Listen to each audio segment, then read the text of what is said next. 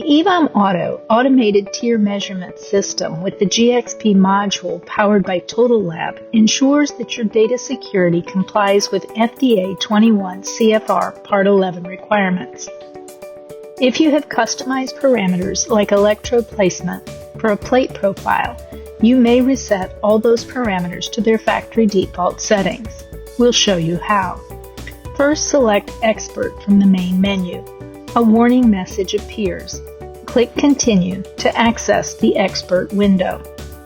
Press the Restore icon at the bottom of the Expert window.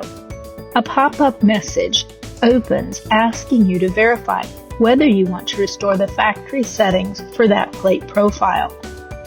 In the pop-up window, enter your comment and your EVOM Auto GxP client password.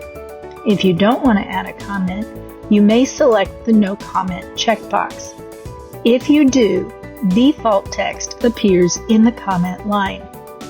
Then press the Factory Reset button to continue, or the Cancel button to return to the Expert window without performing the reset. If you have any questions, just give us a call.